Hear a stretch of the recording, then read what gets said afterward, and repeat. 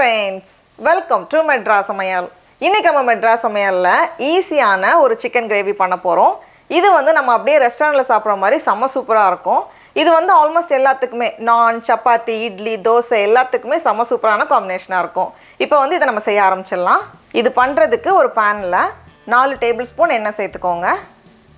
எண்ணெய் சூடானதும் இதுல 2 பிரியாணி இலை, 2 துண்டு பட்டை, 2 கிராம்பு, 2 ஏலக்காய், 1/4 டீஸ்பூன் சோம்பு, கூடவே ஒரு சின்ன பீஸ் கல்பாசி வச்சிருக்கேன். ரொம்ப கொஞ்சமா போதும்.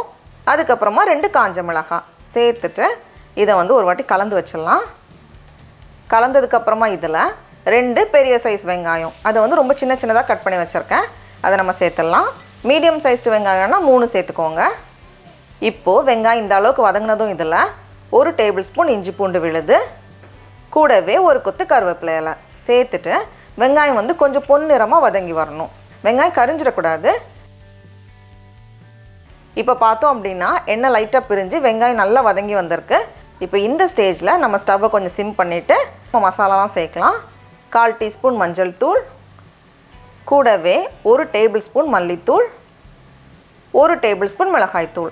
காரம் வந்து கொஞ்சம் குறைவாக போதும்னா 2 டீஸ்பூன் சேர்த்துக்கோங்க. சேர்த்துட்டு நல்லா ஒரு வாட்டி கலந்ததுக்கு அப்புறமா இதில் நம்ம வந்து தக்காளி சேர்க்கணும். நான் வந்து ஒரு தக்காளியை மிக்சியில் மாற்றிட்டு நல்லா அரைச்சி இந்த மாதிரி எடுத்துகிட்டு வந்திருக்கேன்.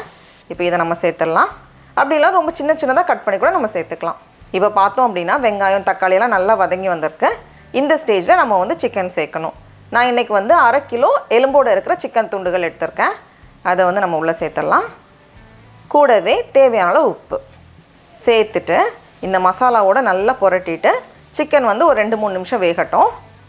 இப்போ இது கூட தேவையான அளவு தண்ணி சேர்த்துக்கோங்க. நான் வந்து 2 கப் தண்ணி சேர்த்துருக்கேன்.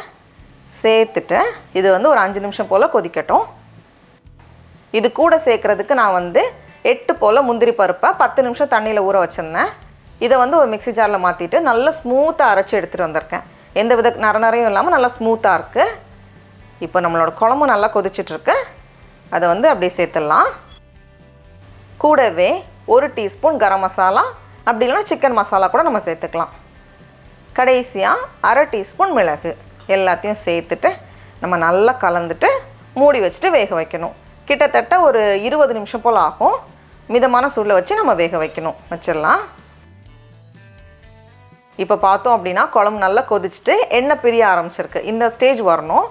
குழம்பு ஆறுறப்போ இன்னும் கொஞ்சம் கெட்டியாகும். அதனால் நமக்கு வந்து தண்ணி வேணும்னா எக்ஸ்ட்ரா தண்ணி சேர்த்து நம்ம நல்லா கொதிக்க வச்சுக்கலாம். இந்த ஸ்டேஜில் கொஞ்சம் நறுக்கின மல்லி எல்லாம் சேர்த்துட்டு நம்ம ஸ்டவ் ஆஃப் பண்ணிடலாம்.